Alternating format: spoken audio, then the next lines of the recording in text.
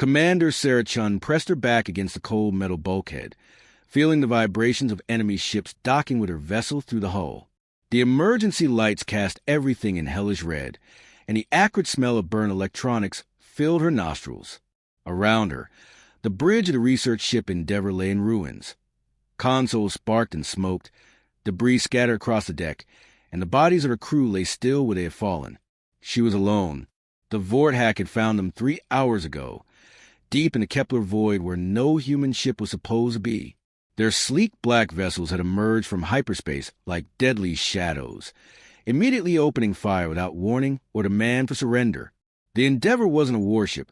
It was a science vessel, lightly armed and designed for exploration, not combat. Her crew of 43 researchers and support staff never stood a chance. But Sarah had managed to send a distress beacon before the communications array went down. Now she just had to survive long enough for rescue to arrive. If rescue came at all. The ship shuddered as another docking clamp secured itself to the hull.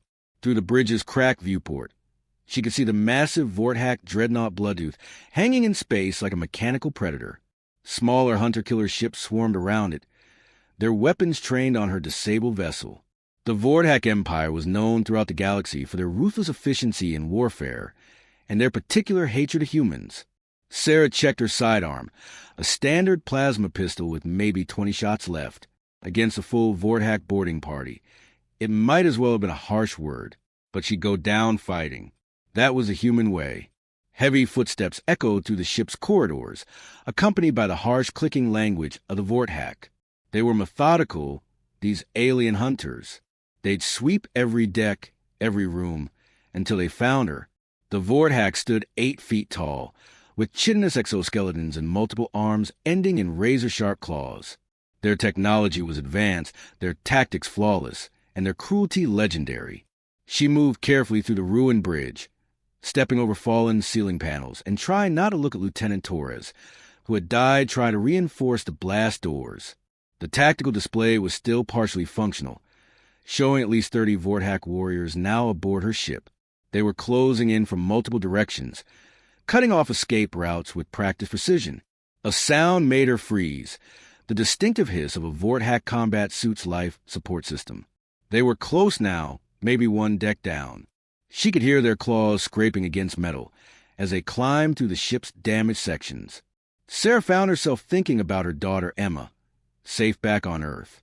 Emma was only 12, and she'd already lost her father to the war with the Centauri Syndicate. If Sarah died here, Emma would be alone. The thought filled her with a cold rage that cut through her fear like a blade. The bridge's emergency hatch suddenly buckled inward. They'd found her. Sarah raised her weapon and took aim at the hatch, her hand steady despite everything. The metal groaned and bent as incredible force was applied from the other side. Sparks flew as claws ripped through reinforced steel like paper. The hatch exploded inward, and the first Vorthack warrior stepped through. It was massive even by their standards, its black exoskeleton scarred from countless battles. For arms moved with liquid grace, each ending in claws that could tear through ship armor. Its compound eyes fixed on her with alien intelligence, and its mandibles clicked in what she knew was their version of laughter. Uman. It said in accented standard, its voice like grinding stone. You have led us quite a chase. More warriors poured through the breach behind it. Sarah counted 8, then 12, then lost count as they filled the bridge. They moved with the confidence of predators who had cornered their prey. Their weapons remained lowered. They wanted to take her alive. I am War Leader Thexkar the Bloodtooth, the large one continued. Your species has been declared enemy of the Empire. You will be brought before the Hierarch for judgment. Sarah kept her weapon trained on the War Leader's center mass. I've got a counter-proposal. How about you and your friends crawl back to whatever hole you came from, and I won't have to hurt you? The clicking laughter spread through the group. One of the warriors said something in their language that made the others respond with what sounded like approval. Brave words from a cornered animal. Thexkar said, "But words will not save you. You are surrounded. Your ship is disabled. Your crew is dead. There is nowhere to run." Sarah felt a strange calm settle over her. She'd done everything she could. The beacon was away. The ship's data core was encrypted and locked down, and she'd given the Vorthack a fight they wouldn't forget.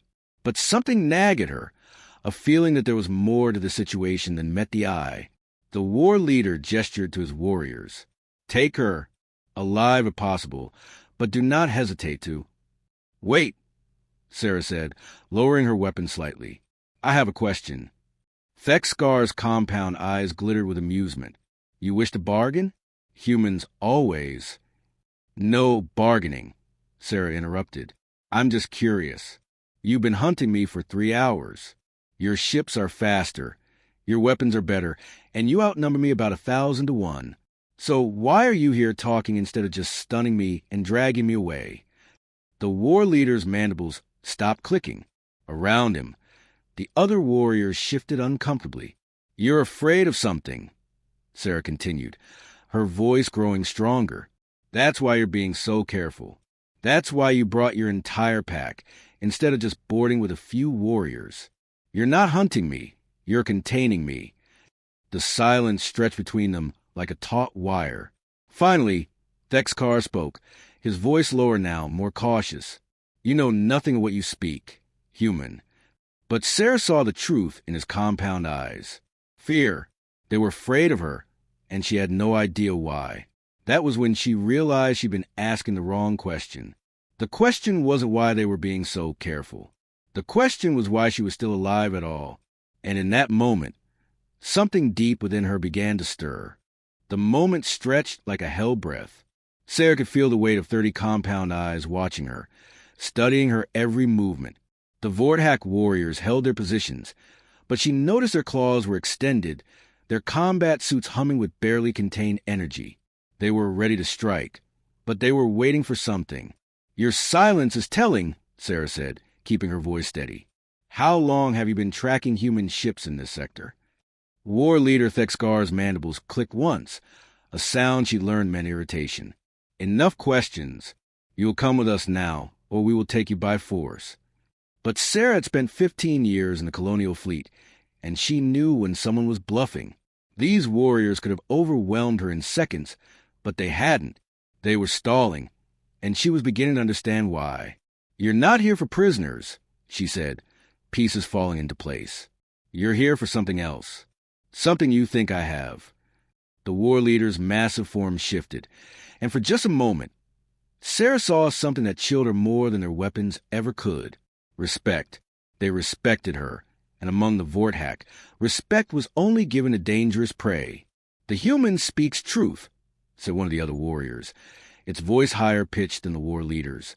"Perhaps we should simply—" "Silence, Krixtar," Thexkar snapped. "The human knows nothing. She cannot know." But Sarah's mind was racing now, connecting dots she'd never seen before.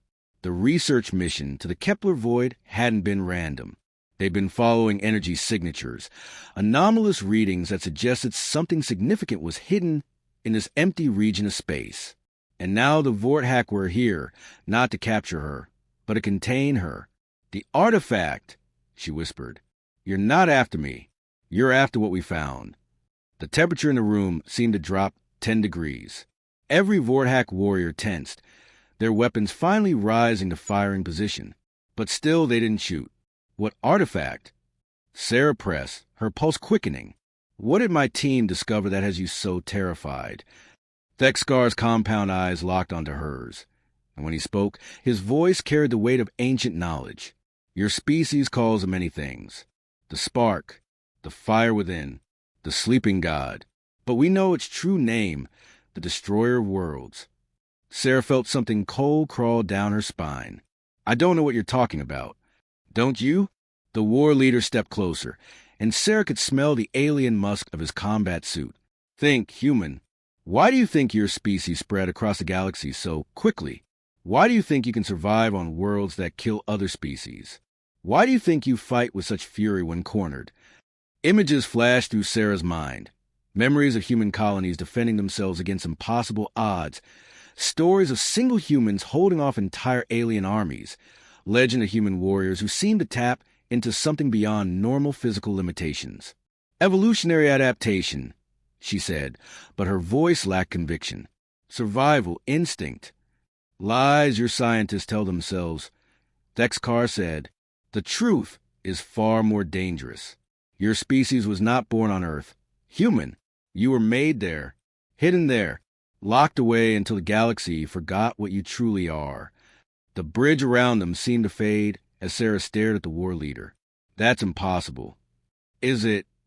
Crixtar spoke up, ignoring his leader's warning glare. How many species in the galaxy can survive in vacuum for extended periods? How many can regenerate from wounds that would kill others? How many can push their bodies beyond all physical limits when threatened?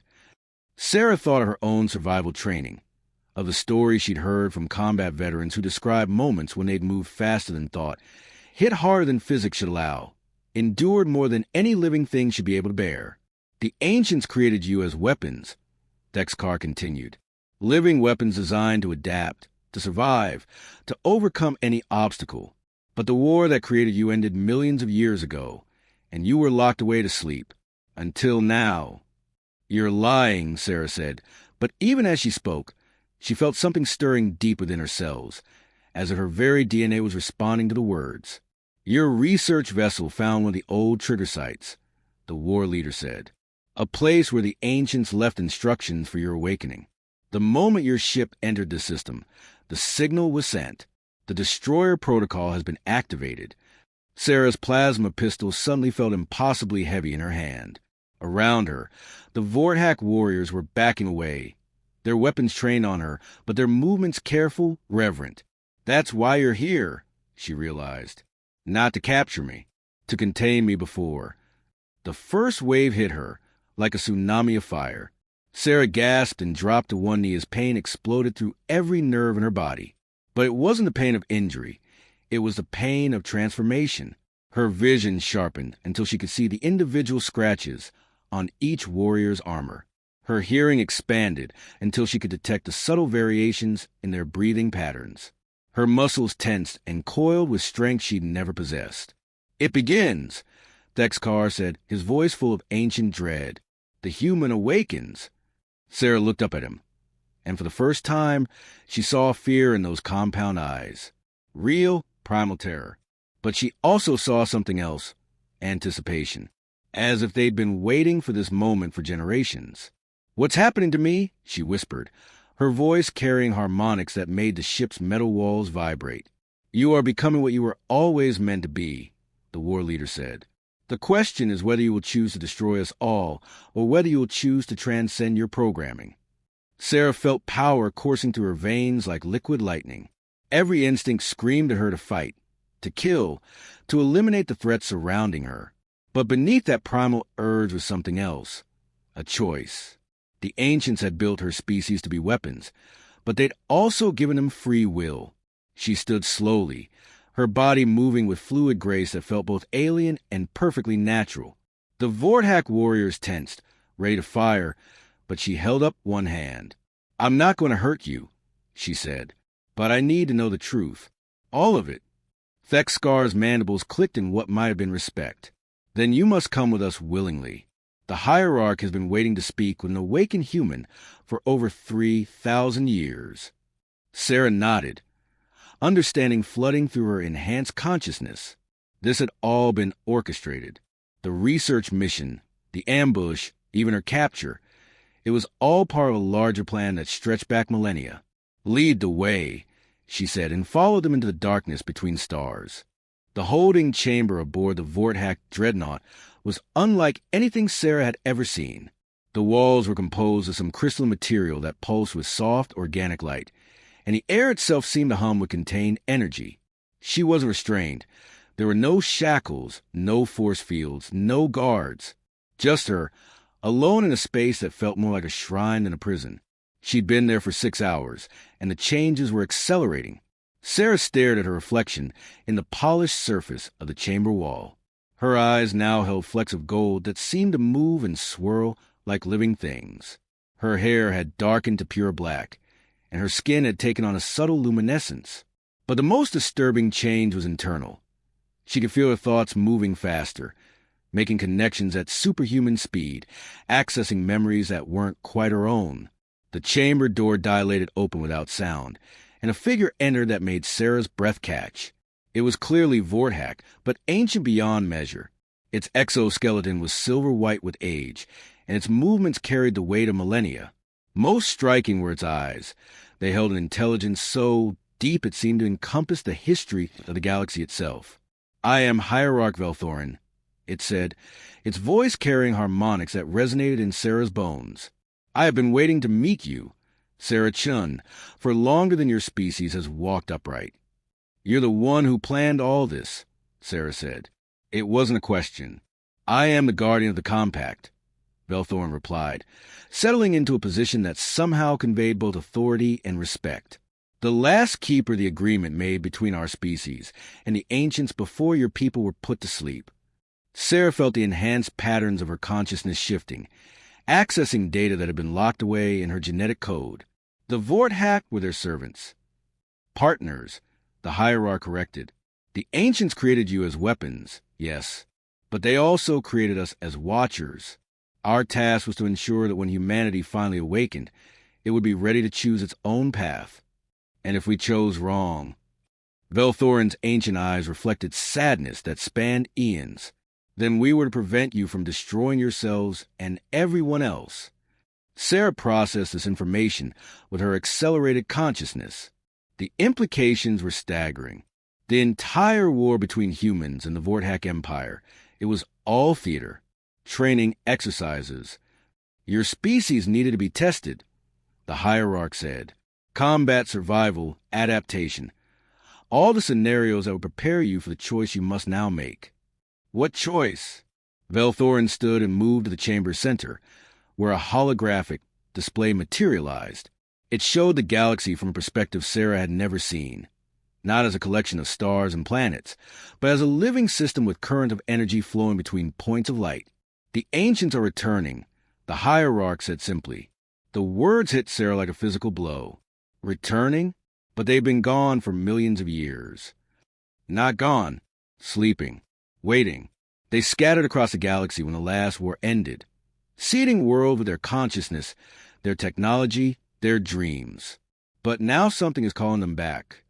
The holographic display shifted, showing vast structures stirring in the depths of space. Ancient technologies beginning to power up after eons of dormancy. "The Devourers," Sarah whispered, the knowledge flowing from her awakened genetic memory. "They're coming back too." "The enemy that necessitated your creation," Velthorin confirmed. "Beings of pure entropy, dedicated on making everything the ancients built. They consumed entire galactic civilizations before the ancients created weapons capable of stopping them. Us. They created us to fight the Devourers." "Yes, but that was millions of years ago. You are not the same species you were then. You have evolved, grown, developed your own culture and values. The question is whether you will choose to fulfill your original purpose or whether you will choose to transcend it." Sarah felt the weight of the choice settling on her shoulders.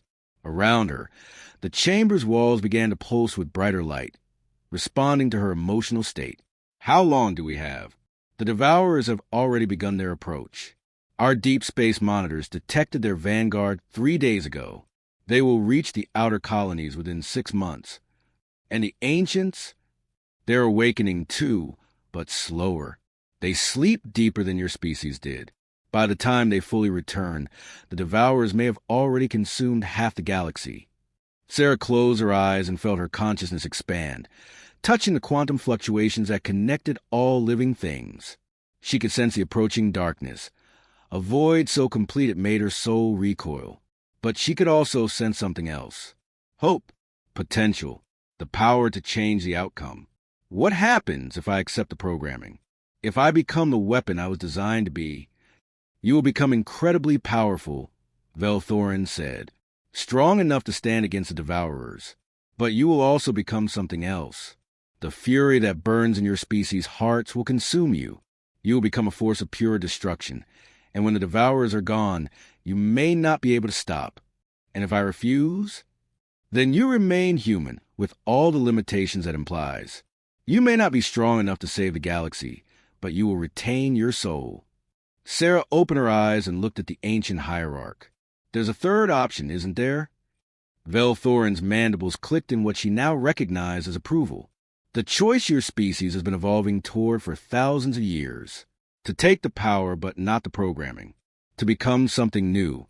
Something the ancients never imagined. What would that require? Unity. Every human in the galaxy would need to make the same choice simultaneously. The awakening would need to be coordinated, controlled, guided by wisdom rather than driven by rage. Sarah felt the enormity of the task. How many humans are there now? Billions? Trillions? 47 billion, 300 million, across 9,000 worlds, Velthorin said. And the awakening signal is already spreading. Within 72 hours, every human in the galaxy will begin to change. Then we need to reach them first, Sarah said, feeling purpose crystallize in her enhanced consciousness. We need to show them there's another way. The risk is enormous, the hierarch warned. If even one awakened human chooses a path of destruction, it could trigger a cascade that dooms everyone. Sarah stood and felt power flow through her like controlled lightning. Then we'll have to make sure that doesn't happen. For the first time in 3,000 years, Velthorin smiled. I had hoped you would say that. The war room aboard the Vorthak dreadnought buzzed with activity as Sarah watched the galaxy's greatest military minds, human and Vorthak, plan for the impossible. Holographic displays showed the spread of the awakening signal, a wave of quantum energy racing outward from the Kepler void at faster-than-light speed. It would reach the core worlds in 18 hours. The colonial fleet is mobilizing, reported Admiral Hayes, her weathered face grim on the communication screen. But they're treating this as a Vorthak invasion. They won't listen to reason. Sarah leaned forward, her enhanced consciousness processing multiple data streams simultaneously. What about the other species? The Centauri Syndicate? The Altarian Republic? Panic, said war leader Thexkar bluntly. They're all mobilizing their fleets. They think humanity is about to wage war against the entire galaxy. They're not wrong, Sarah said quietly. If we can't control the awakening, that's exactly what will happen. The transformation had stabilized in Sarah over the past 12 hours, but she could feel its potential. The power thrumming through her cells was intoxicating. The ability to move faster than thought, to survive in hard vacuum, to channel energy that could level mountains. Every instinct screamed at her to use it, to embrace the destroyer within. The signal will reach Earth in 6 hours, Hierarch Velthorin announced, his ancient voice carrying across the chamber. If we cannot establish contact with the human leadership before then, they'll never believe us, Admiral Hayes interrupted. A joint human Vorthak fleet appearing in Earth orbit? They'll think it's a trick. Sarah studied the tactical displays, her enhanced mind seeing patterns that would have been invisible to her before. What if we don't try to convince them? What if we show them? Explain, Velthorin said. The awakening is happening whether we want it or not, but it's not instantaneous. There's a window, maybe 6 or 12 hours, where humans will experience the initial stages without losing control. If we can reach them during that window, show them what's possible.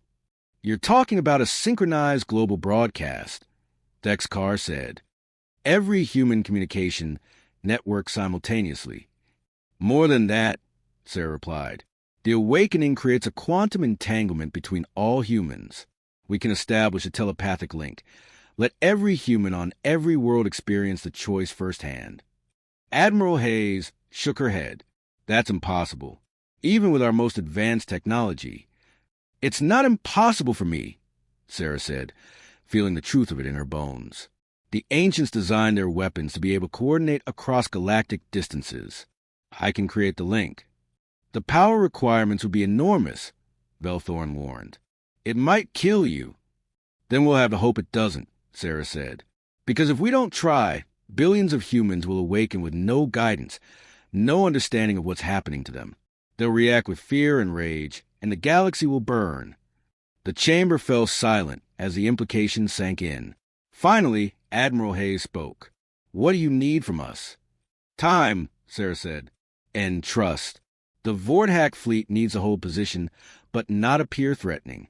If the colonial governments think they're under attack, they'll never listen to anything we have to say. What about the Devourers? Thexkar asked. Our scouts report they're moving faster than anticipated. Sarah closed her eyes and extended her consciousness outward, feeling for the approaching darkness. What she found made her stomach clench. They're not just moving faster. They're coordinating. Something is directing them. The Devourer Prime, Velthorin said, his voice heavy with ancient dread, the first of their kind. We thought it was destroyed in the last war. It wasn't, Sarah said, opening her eyes. It's been waiting, watching. It knows about the awakening. New data flooded the displays. Deep space sensors detecting massive gravitational anomalies, reality distortions that marked the passage of Devourer's ships. They weren't just approaching randomly. They were positioning themselves to strike at the moment of maximum chaos. How long? Admiral Hayes asked. For days, Sarah said. Maybe 5 if we're lucky. Then we'd better get started, the Admiral said. I'll begin coordinating with the colonial governments. God help us all. The connection ended, leaving Sarah alone with her alien allies. The irony wasn't lost on her. Humanity's greatest enemies were now their only hope for survival. There's something else, she said to Velthorin. The awakening isn't just affecting humans. I can feel it spreading to other species, too. Slowly, but it's there. The Hierarch's compound eyes widened. That's impossible. The Ancients designed the trigger specifically for human DNA. The Ancients underestimated their own creation, Sarah said. Evolution doesn't stop, even for weapons. We've been interbreeding with other species for centuries. The genetic markers are spreading. Then the choice isn't just humanity's, Thexkar realized. It's the galaxy's.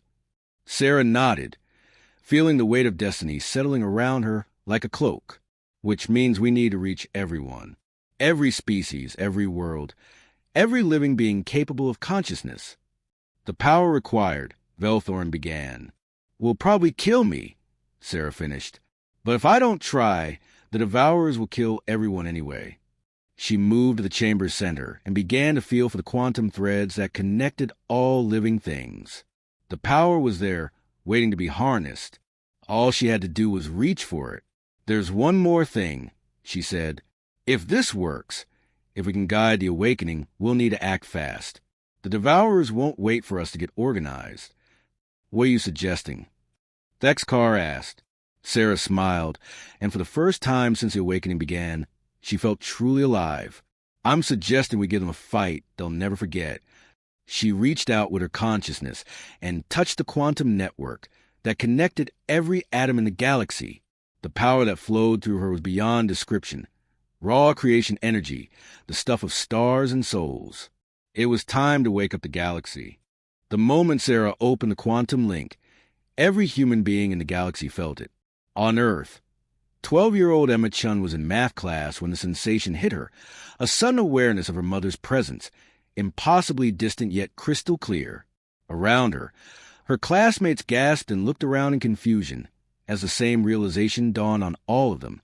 On the mining colony of Kepler, for 42B, workers deep underground suddenly felt a connection to their families light years away.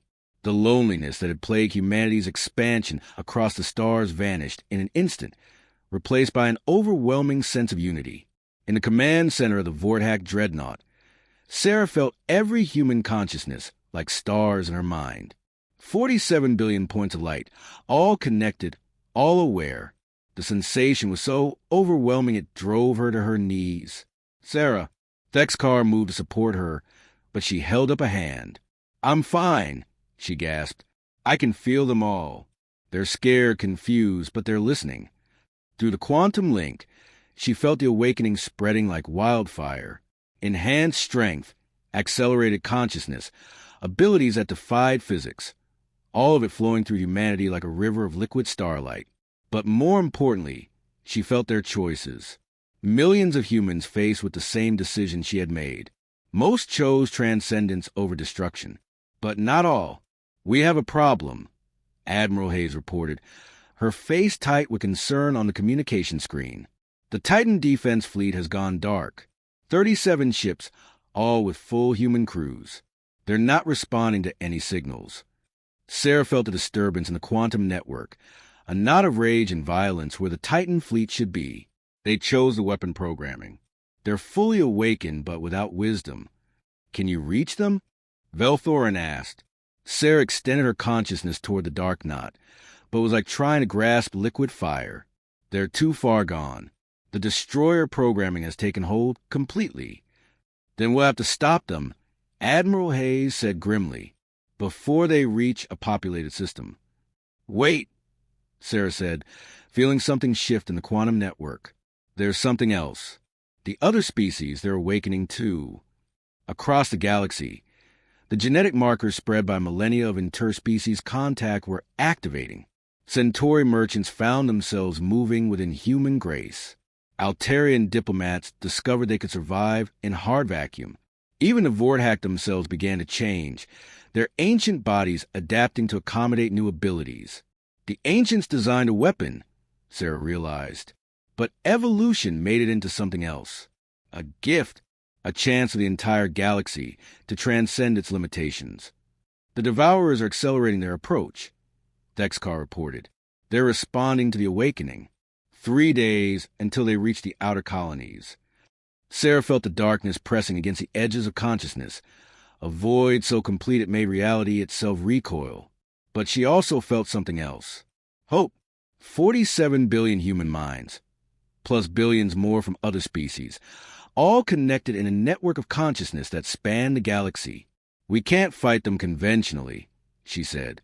But we don't have to. The quantum network, it's not just connecting minds. It's connecting everything. Matter, energy, space-time itself. What are you suggesting? Velthorin asked. That we give the Devourers exactly what they want.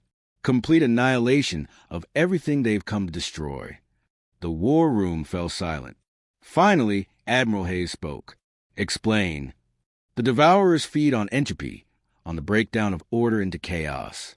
But what if we could make chaos itself ordered? What if we could turn their own nature against them?